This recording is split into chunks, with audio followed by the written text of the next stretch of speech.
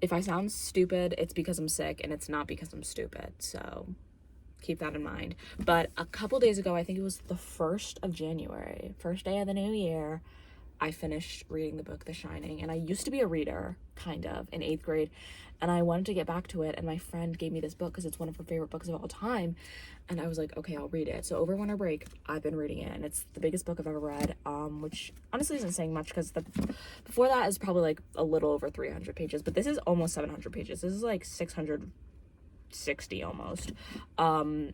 So yeah, this is she's a big girl, and I thoroughly enjoyed it, and I really was excited for this because it's set in winter and it started snowing where I live today, so I thought perfect time to talk about it. But also, I really liked the movie when I first saw it the first couple of times, and my friend, interestingly enough, she told me she does not like the movie. She read the book first and then watched the movie. She actually hates the movie, or doesn't hate the movie, she just really dislikes it. Like, I don't know, it is very different, so I can understand that, but I was like, oh no, I love that movie. I must read and then watch the movie afterwards to compare. So that's what I'm gonna do today. I'm gonna be comparing the book by Stephen King to the movie directed by Stanley Kubrick. First things first, I want to get this out there. Fuck Stanley Kubrick. I hate you. I would say I want you dead, but you're already dead. Thank you, heart attacks, for existing. Thank you. I'm so happy that Shelley Duvall outlived you, you piece of shit. If you didn't know, I think it was also the man who played Halloran, Scatman. Is that his name? That's a crazy name, but I love it. Kubrick put Shelley Duvall and Scatman, I don't know what his name is, Crothers, through literal hell. Especially Shelley Duvall. The staircase scene where, even if you haven't seen the movie, I'm sure you've heard of it, where she's swinging the bag and she's like, don't hurt me, don't hurt me. I don't know if it was one, I don't know if it was like one shot, like they only had one shot to get it in, or it was multiple shots, but they took, I think it was like over almost 130 takes, I'm pretty sure. Definitely over 100 takes. And he like actually like tormented her, so like her performance would be like authentic or whatever. Yeah, like, so Shelley Duvall is actually traumatized, or was. Rest in peace. I love you, Shelley Duvall. You will be missed. She's so iconic. I need to watch more movies with her because I really only seen The Shining. But anyways, yeah, just for the record, fuck Stanley Kubrick. This movie is good, but the rest of your discography, is that what you that might just be for music, actually. The rest of, actually, I don't know, all your other movies I don't give a shit about. Actually, I do want to watch Clockwork Orange, but that's about it. Shelley Duvall is way more talented than you, and you didn't need to torment her in order to get the performance you wanted. And also, I saw on Letterboxd, I'll get into the comparisons in a second, I'm sorry, I'm just talking. Someone said, great movie, blah, blah, blah. Duvall's performance is a little mixed, though, like, as, like, you know what that means, like, it's a little everywhere. What? I think, like, genuinely, this is she portrayed one of the best portrayals of fear and anxiety ever in a movie. Like, she genuinely looks scared, probably because she actually was, because Stanley Kubrick is a monster. Was a monster. Again, rest in piss. I love you, heart attacks. Don't come for me, though. Anyways, so what was I saying? Oh, people also think that Stanley Kubrick directed like the moon landing, and I think about that a lot every time I think about him. So when I do think about him, which is never, because I hate him. Anyways, so yeah, I just think Shelley Duvall's performance is incredible. And I think it's really fucked up that, because Jack Nicholson's performance in this is incredible as well, but I think it's really fucked up that people are like, Jack Nicholson's the GOAT, blah, blah, blah, blah, best actor of all time. I don't actually know if people say that, but they're like, mixed performance from Duvall. But I did see a lot of love for Shelley Duvall on Letterboxd. Probably from other women, but men, watch out. I don't know if that person was a man who said the performance was mixed, but I know who you are. But yeah, I just think it's shitty that she doesn't get the accolades she deserves because of this movie, because she did a fantastic job as well, along with Danny Lloyd. I'm pretty sure that's his name. He doesn't really act. I think he really only ever did The Shining and didn't really do anything else. He also does a phenomenal job, and he was only like 6 years old. Clap it up, clap it up. He probably thought this was real. Danny in the movie, Danny in real life. Like, he's probably effed up too. I'm sorry. Anyways, so my first thing while I was watching the movie, this is also just gonna be like a movie review, because I love just like yapping about movies and no one cares, but that's okay. I think like I was watching this movie, first off, I think, like I said, I think the casting is like very perfect in a way. I think it's perfect, and I don't think many people will disagree with that. I think Shelley Duvall, again, phenomenal job. All of them, I think, did a phenomenal job. Like, in the book, Wendy is described as blonde. Fuck that. All I can picture is Shelley Duvall and her beautiful black hair. That's all I can picture. Every time I was Wendy, blah, blah, blah, blah, all I was picturing was Shelley Duvall. So, sorry, Stephen King, your canon's wrong. But I just think the casting is good, because they have enough like chemistry where it's like, okay, they could be a family, but also like the whole time I found at the beginning shots of like them driving up to the Overlook Hotel, it like is like crazy how uncomfortable it is. Like, the tension in the car is like, it's palpable, one could say. Like, it literally feels like you're on vacation with your family in a car, like you're going on vacation and everyone's pissed at each other. Like, there's just like an unsaid like tension in the room, or in the car, I should say. Like, like everyone just kind of feels pissed at each other, and we're just kind of like walking around it. Like, there's no like, even when it's like trying to be funny, like it's still like uncomfortable. No like jokes could make it like less uncomfortable. It's just like it's already scary, and like the scary part hasn't even started. It's just like scary uncomfortable in a way, if that makes sense. But it's also fun to, if you haven't read this book, I recommend it, because it is quite good. It gets a little long at some points, and Stephen King is a freak, and I will get into that later. But I loved, like, because obviously it's a movie like because I don't know when the last time because I hadn't seen The Shining in a while. I don't know when the last time I had read a book and then watched a movie directly after. So like, it was fun, like it was still like fresh in my brain. So it was fun seeing like when Halloran says, "Are you a Winnie or a Freddy?" He said that in the book, and I was like, okay. Like, it's just, it's not that big of a deal. Like, obviously they're gonna take some lines from the source material, but like, I was like, it's just kind of fun to watch for. And I just feel like it's, I don't know, you just pay attention to things you weren't paying attention to before you read the book, because like there's obviously more detail in the book. I keep picking this up. Put it down or pick it up. Like, what are we doing? But like the skiers it mentions in the book more in depth, but on the TV in the background you can see like it mentions a news anchor is mentioning how like some skiers were like stranded or whatever. And even like, I didn't even notice when I first watched The Shining, how Jack mentions the crash in the Andes, how they like the cannibalism thing, because I really like the movie Society of the Snow. I'm pretty sure is what it's called. I'm pretty sure it's originally in Spanish, I do believe. It's a fantastic film. It's on Netflix. Watch it. I watched it like twice, and I really like it.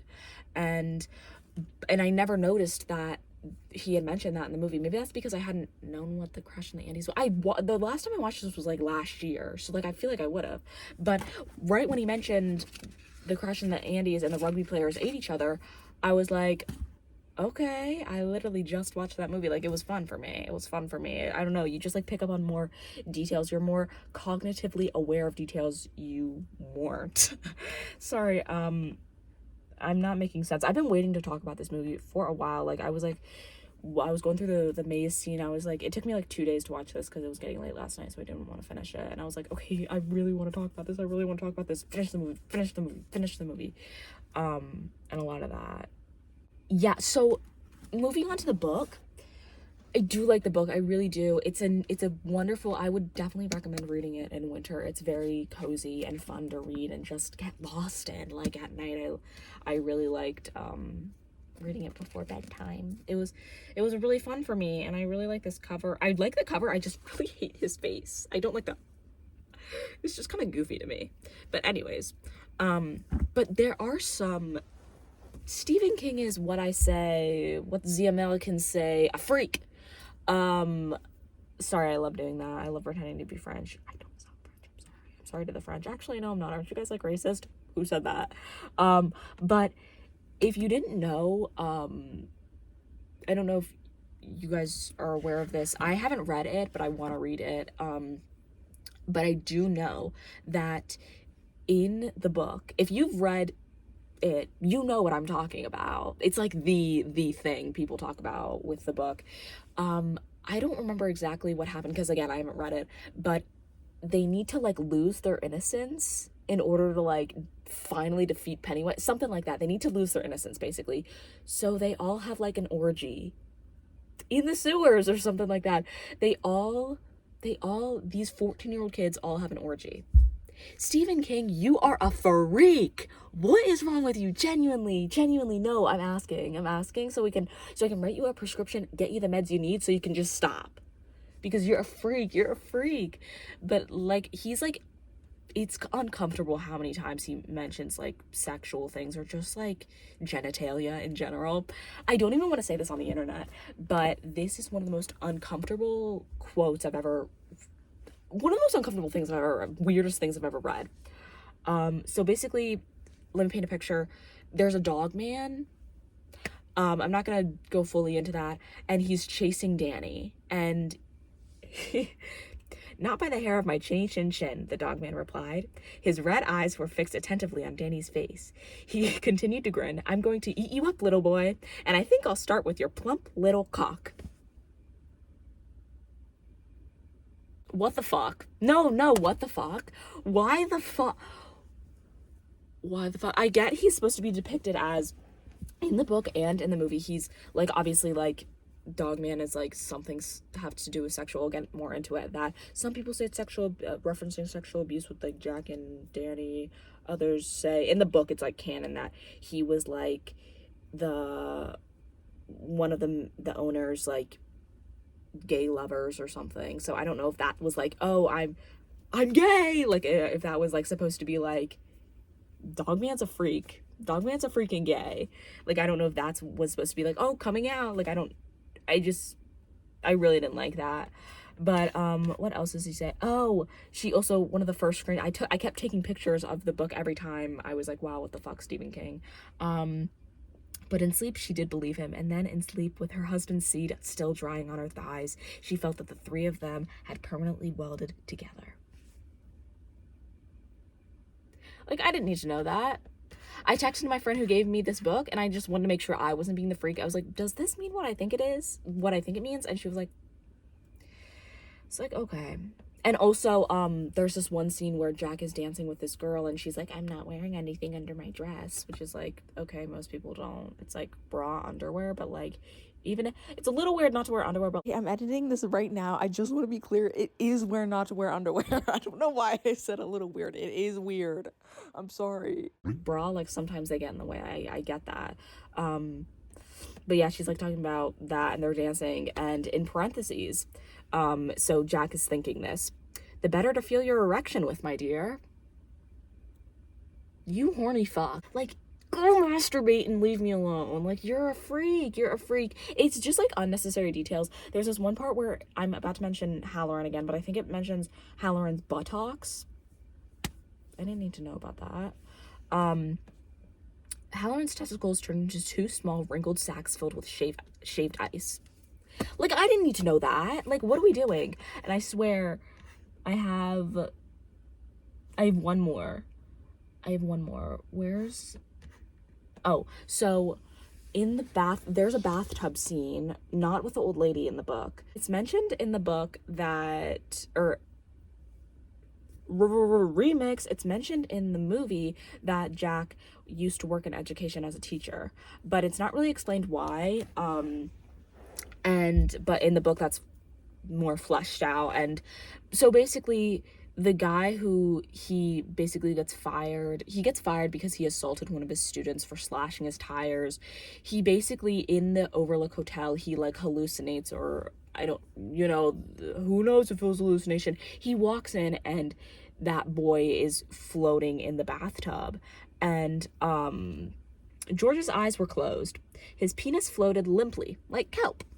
Like, again, I didn't need to know that. I wasn't like, oh, George's eyes were closed, but what was his penis doing? Like, that's not something I was curious about. You didn't need to add that. Like, kelp?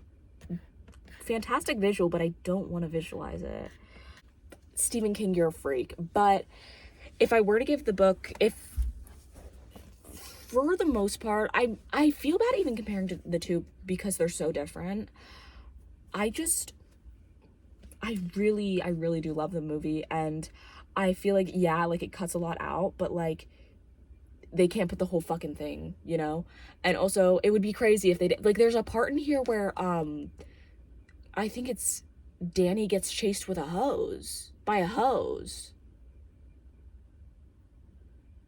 Which actually, if you know the lore behind this, Stephen King stayed in the Stanley Hotel, and the reason why he wrote The Shining was because he stayed in room 237 and had a dream where his son was being chased by a hose.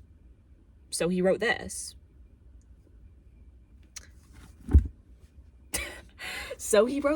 Again, lay off the coke, please. But anyways, there's a lot of detail in this book, and I think, like, it's best, like, I wouldn't say one over the other. I think both together. I think they work fine, great, because it's fun, like, you see details in the book that aren't mentioned in the movie, but they're, like, hinted at in the movie, like his job, like I said, the skiers, and there are, like, things that are different. Like, one of the main differences, Halloran dies in the movie, which I don't fuck with. I really wish he didn't. Like, I get why, I don't know. I'll talk about, like, the main conclusion at the end, but he's, like, the hero in this book. And he's still, like, the hero in my heart in the movie. He's still the hero. He acts as, like, a decoy so Danny can run into does he run into the maze after that? Yeah, I'm pretty sure. But Dick lives to see another day. And they have this super cute scene at the end where they just bond and fish, and I think that's beautiful. But I understand why they kill Halloran off in the movie, but it just made me really sad. But another thing they don't have in the book that I was really disappointed about, they don't have the Grady, like, they mention the Grady twins, but they don't have the come play with us forever, like, they don't mention them, like, but I'm so happy that Kubrick put them in the movie. If he could do one thing right, he did this right. And it probably wasn't even his idea. I'm not even gonna give him that. The twins, fantastic Halloween costume. Remember when Emma Chamberlain and her boyfriend dressed up as them? I don't think they're together anymore, but that was iconic. God, I love that. People need to do that as a Halloween costume, a couple's costume, because that's adorable. But anyways, another note I wrote is Shelley Duvall is so fucking beautiful. And that's just true because I just love her so much, and rest in peace, I love her so much. But like I said, there's so much, like, this movie is, like, not even, like, it's scary, but I would say mostly, like, uncomfortable. Even, like, the jokey parts where, like, they're telling, like, Jack's trying to be funny and mess around with Danny, like, and tell him jokes, like, even that's, like, it's just uncomfortable. And I also just want to talk about, I don't want to slob on Jack Nicholson's knob for too long, because he does do a fantastic job, but I think he gets not overpraised because he doesn't deserve it, but in comparison to Shelley Duvall, it's like, okay, Shelley Duvall did just as good, if not better, but, like, I don't know. I don't want to go there, but anyways, I think he is an incredible actor. And because, like, even just when, like, he's talking, like, he just seems annoyed with Wendy. And, like, I feel like, I don't know, I'm not an actor. I just, like, I can sense like the annoyedness, but that's also something with Shelley Duvall that I think she does really well. She plays like the nagging wife very well, because Wendy's an interesting character because you're supposed to feel sympathy for her, but at some points in the movie you are like, girl, what? Girl, what? And is that just me, or like, am I like a misogynist, or is that like the point? Like, she's the nagging wife. She's supposed to be like, hey, what are you doing? Hey, have you finished your book yet? Want to take me for a walk? Actually, that's a fine request. Take that walk, girl. Take that hot girl walk. But yeah, I feel like they both are like, she's so well at playing the annoying, and he's so good at playing the annoyed, if that makes sense. So yeah, that was just something I really, sorry, sick, like I said. It's also something else I wanted to talk about is I cannot believe this movie came out in 1980. Like, Karate Kid came out 3 years later or 4 years later. 16 Candles came out like 4 years later. Like, this was like a time where like 80s like rom-coms, cheesy rom-coms were like coming out, you know? And like this came out of that. And that's like, this feels like a 70s movie. Every time I think of it, I think, oh, this movie's like made in the 70s, right? No, this movie's made in 1980. And I guess that's like the beginning of the 80s. So it was kind of the switch between like kind of uncanny, like uncomfortable films and cheesy rom-coms. Like, they were figuring it out. Because something that I do love, the Rocky Horror Picture Show, but it's so like uncomfortable to me. Like, from the cameras to the audio, like, it's just like, it's like early, it's not even like early cinema, it's 1975, but like, it just like, I don't know, something about it's like, I don't like that, but I do love that movie. But yeah, this movie just feels so old, and I think like, I think it's just like, I don't know if this was intentional, maybe it was, but like the way their room, specifically their quarters, is like decorated is very old and like not modern, up to date. Like, we see room 237 and like, let me sleep in there because it looks funky as F. Am I okay? Like the carpet's just funky, and the bed sheets are funky, and everything is funky, and it's modern for the time, I guess. But their quarters just aren't like, so I feel like it really adds to like the seclusion and loneliness, like, because obviously it couldn't be our version of modern, even if it wanted to, because this is being filmed in 1980, you know? I feel like if they were to do it like more 80s, that more like contemporary modern style, it wouldn't have felt the same, because it really does like add to like the seclusion and loneliness. Like, it feels so ancient and old. Sorry to old people, they're gonna get mad that I called them ancient. I'm not calling you ancient, I'm calling this movie ancient. Like, they can't just like whip out a cell phone and be like, hey, my husband's trying to murder me. Like, it just really adds to that. And I don't know, I really liked that. I don't know if any of that made sense. I'm so sorry. But like, that also brings me to just like the scenery. I looked up to see if they actually were like just effing around in the snow, but they weren't. It's like fake snow, and I was like, oh, whatever, pussies, joking. But I just think like the actual set. Sorry, I think I might sneeze. So if I do sneeze, I apologize. I think we're good. Anyways, like, the scene itself, or the set itself, is so iconic. Like, you look at that carpet, the orange and red carpet, I know what movie that's referencing, you know? Like, that's crazy to me. You can see like a carpet and be like, The Shining. I don't know, that's just like that. I just love the carpet. What am I saying? I love the carpet. You're not an intellectual, bro. Get off the stage. But anyways, I spelled hateable wrong. Is hateable a word? Yes, I forgot the E. Oops. But another thing I want to talk about in reference to the book is Jack Jack Torrance is a lot more likable in the book than he is in the movie, and I think that's just because they were able to flesh out his character, and like show the bonding, like the relationship between him and Danny, and it's more portrayed like in the movie. It's not really portrayed that Danny favors Jack over Wendy, but in the book it mentions that heavily. Like it talks basically, that's like why Wendy is like that's a lot of where their problems stem from, because Wendy's a little jealous that, you know, Jack's an alcoholic and he literally like broke his arm, but Danny still likes him better than her. I'd be pissed too. I'd be like, what? Yo, fuck you. Like, what the hell?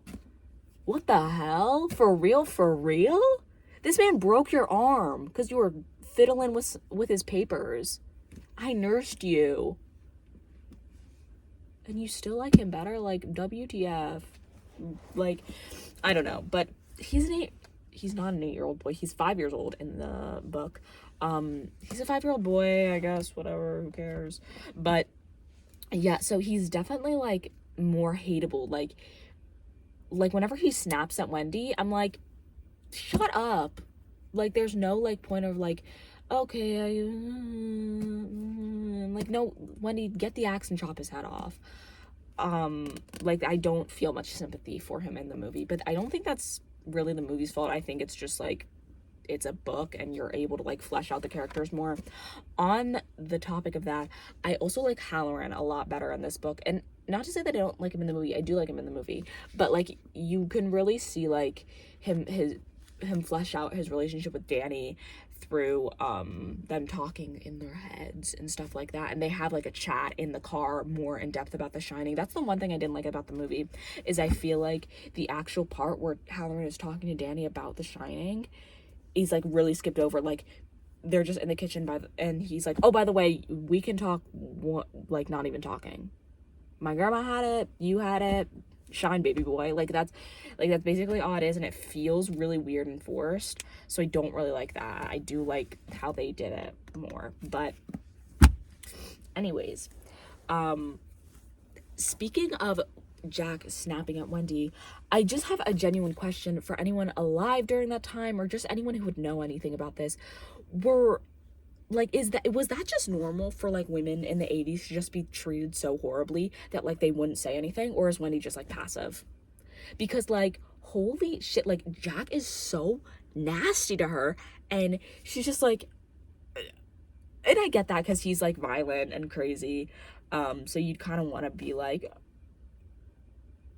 but, like, I remember even when I was watching this, I was like, was this normal at the time for men to just be like ass wipes to their women, to their wives? And I just, because no pushback, really? I'm not trying to victim blame. I'm not trying to be like, she put this on herself. That's not what I'm doing at all. I'm just like, I was shocked. I guess women today are just entitled. I'm joking. Anyways, I'm so sorry. I also like how the only times we see Jack being, like, acting, like, sincere, using a very, like, overtly sincere voice, is when he's, like, being manipulative. It's, like, when after Danny gets strangled and he's talking to Wendy and he's like, I think he did that to himself. Like, it's almost cartoonish, how sincere he's being. And, like, when he's trying to talk Wendy out of, I guess that's just, like, how manipulators are. They're, like, their most sincerest when they're manipulating. And when, like, he's trying to get let out of the fridge, he's like, I'm hurt real bad. So, I don't know, I thought that was interesting. Also, I need to address the bathroom, because ever since I first saw this movie, I was like, that bathroom looks like Target. That bathroom looks like a Target bathroom with all the red. Like, I don't know if that's the point, like, it's really out of place, like, because it's supposed to be, like, this, like, I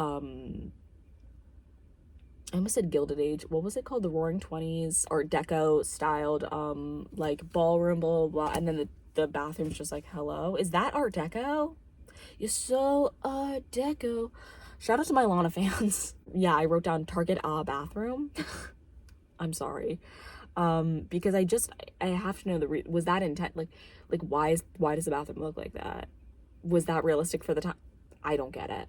The racism in this book, I have to talk about it because it's unexcusable, because like I don't get it, but like I get where his head was at. Like, there's already a power dynamic difference because he's a black man and he works for these white people and these racist white people of the past, and so like he just uses the N-word a lot in this. Like, there's this really intense part where like Jack is like communicating, well, it's not really Jack, it's more of the Overlook Hotel who's possessing Jack, communicating through Jack telepathically to Halloran. They're like, N-word, like, it's bad, it's really horrible. And I was so uncomfortable reading it. I don't know where it is. I'm sure I'd be able to find it fast though, because it's just like a whole paragraph of like all caps, just like N-word, and it's a lot. So fair warning. But yeah, there is a lot of racism, and the racism in the movie makes more sense now that I've read the book. But when I first watched the movie, I was like, whoa, what the fuck? Why did they just say the N-word? Why did they just say the N-word? What was that about? But it makes more sense, but it's still like, okay, that's interesting. Interesting choice, Stephen King. No, that's interesting.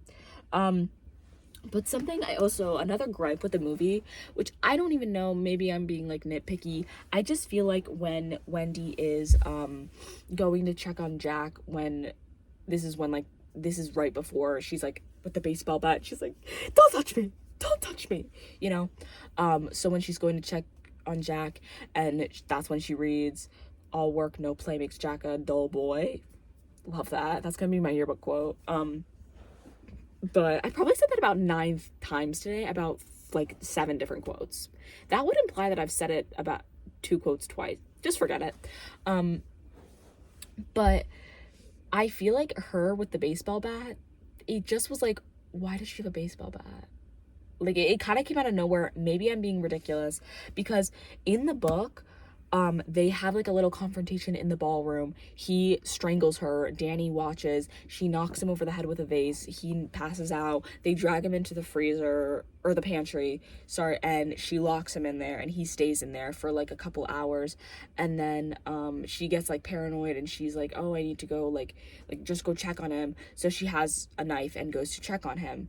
And then that's when they meet again, and the staircase scene isn't really in the book. He also doesn't have an axe. He has a roke. Is that how you say it? They literally have a scene in here where they call it like how to pronounce roke. Like, he teaches Danny how to pronounce roke, and I still don't know. Sorry. But he's a roke mallet. So I was just like, she went downstairs, and I was just like, okay, I understand Jack has a violent past, and he like just screamed at her, but why are we like, are you so sure that he's gonna be like, why? It just felt like, I don't know, like it felt really rushed. Like, her panic about Jack being dangerous felt really rushed, because he hadn't really done anything to hurt them. He just like yelled at them, and I don't know. But that's really my qualm that I can think of. But also, I just really like the way Jack Nicholson goes, Wendy, darling, light of my life, or something like that. He goes like, light of my, he really enunciates light of my life, and I really like that. But yeah, so that's pretty much the end of the movie. I really like, I don't know, the maze scene I think is really good. In the book, they have, again, I liked the book, but I thought this was a little stupid. They had animals, and I'm glad that, like hedge animals that come to life, and I'm glad they translated that into a maze, because that is scarier, and that's more ominous in a movie than, like, hedge animals coming to life, and, like, a lion bush being like, you know, like, I was just like, I'm glad that Kubrick made that change. I'll give you that. I'll give you that, Kubrick, but don't expect any more praise. But yeah, so that's like one of the big differences too. But because I really do like the maze, the addition of the maze. There also isn't a playground, which, or maybe there is, they just don't really mention it in the movie. I don't know. But there is a playground in the book, and there are animals, bushes in book, but not in movie. And I like the maze scene because it feels like so disorienting. And hello, that's the point of the maze. That's the point of a maze, obviously. But like, I don't know, it's like the end of the movie and you're like already on the edge of your seat and like you have no idea because the camera, because you can't see what Danny and Jack are seeing. You are looking like at them, you're not looking at their backs trying to like, you don't know when they're close to the exit. You know, like, you know less than what they know. So it's very like, is he gonna make it out, is he gonna make it out? And another thing that reminds me that I wish they did more of in the movie, I don't know how they would do this. In the book, it is made abundantly clear that like Danny is incredibly smart, and we don't know if this is because of The Shining or if this is just like, this is just who we be for real. But like, it is made clear that like, or maybe Stephen King just doesn't know how to write 5-year-olds, because 5-year-olds don't fucking speak like this. I don't know. Some of the dialogue is kind of crazy. I mean, not that crazy, but like Danny's smart. Danny is smart, and that doesn't really, like, Danny's obviously smart. Like, I did like in the part where he's in the maze, he goes back in his foot, like he tries to step back into his footsteps so Jack can't follow them anymore. And then he like kind of outsmarts Jack. I did like that because it showed his smarts, his wits, which I feel like the book talked a lot about, but the movie didn't really talk a lot about. And I really liked that. Because also in the book, a big plot point is Danny doesn't know how to read, but Jack is teaching him how to read. Isn't that beautiful? But yeah, I'm trying to think of anything else because I have 2 other things to say, but I think that's it. The last thing about the movie I want to say is, specifically the movie, is I do not like how at the end there's like, you know, that scene where it shows the picture from the 1920s and Jack is there and you're like, hold up, wait a minute, what the hell, you know? You're like, wait, what the freak? What the freak? So I do like that. I don't like the like several zoom ins it does to Jack. It's like, hey Kubrick, hey dumbass, I see him. It's like, you don't need to, it's kind of insulting to the viewer's intelligence, like look at that, because he's the epicenter of the photo. Of course you're gonna look at him. You don't need to zoom in 2 times. I don't know, I just thought that was kind of stupid. But yeah, I was on Reddit. Ooh, tomato. I was on Reddit and I was like, what the hell does this mean? And a lot of people think it's like reincarnation or like, I don't know, because Grady also mentions you have always been the caretaker, meaning he keeps just coming back, like reincarnated to the hotel.